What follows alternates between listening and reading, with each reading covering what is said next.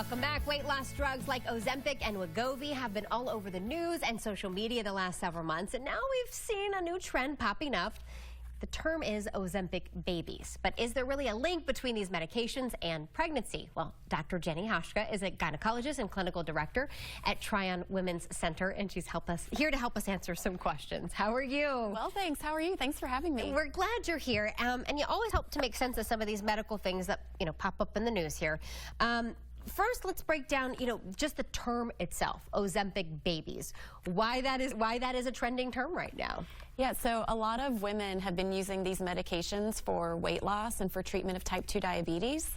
And sometimes when they start using them, they're not ovulating regularly. And once they lose weight and have better control of their type 2 diabetes, they start ovulating again, and sometimes unexpected pregnancies can happen. That being said, is there a specific link? Like, I know women are often told if you have to go on an antibiotic, you're told, well, your oral birth control may not be as effective, so use another form of medication. Is it similar to that as well when it comes to the use of the medication itself? It is. It is. It can delay the emptying of our stomach, which can affect the absorption of some of the oral medications. And there are two different medications out there for weight loss. One of them actually has data that it does affect that absorption.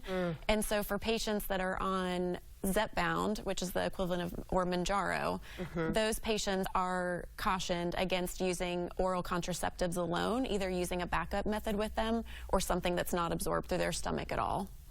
So what do you encourage your women to know then specifically? What can they take with this? Because I do feel like there's so much we don't know about these drugs still. Right. There's no long-term data on those things. So what we know so far is that in observational studies, it doesn't look like there's an increased risk of adverse events, but we don't have any long-term data on patients that have been exposed in the first trimester.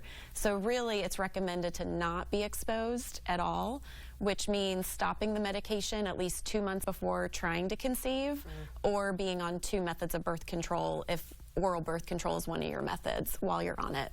Okay, so because of not having that information, when we ask, is it safe for babies, that's something. The answer is still no. Okay. Yeah, the answer is still no, because we do not have any data on pregnant patients. Yeah.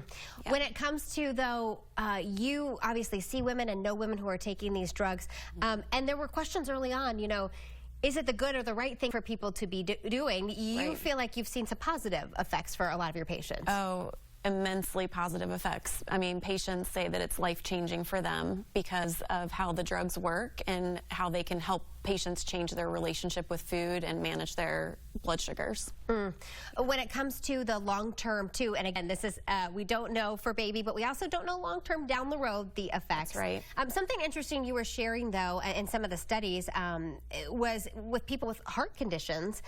Sometimes, it's always a risk versus reward, and you're feeling like it's pretty positive for people who are dealing with possible heart conditions as well. Right. So earlier this year, one of the weight loss drugs, Wegovy, was approved for reduction of cardiovascular events, which is a really big breakthrough because cardiovascular disease kills more of us than anything else. So the moral of the story is more and more people continue to get, onto these medications, even though they're still very expensive. A lot of folks, if they can't get that, approval for it to be covered by their insurance.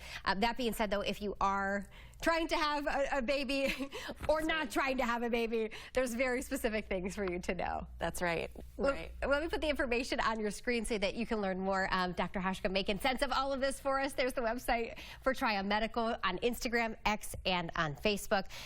It is fascinating because I think of anytime there's anything new, then the side effects. There's a lot of hype around it, but we don't always have really great data early on. But we're learning more and more, which is really good. Thank you for breaking that down for us. All right, a lot of folks, if they can't get that, approval for it to be covered by their insurance.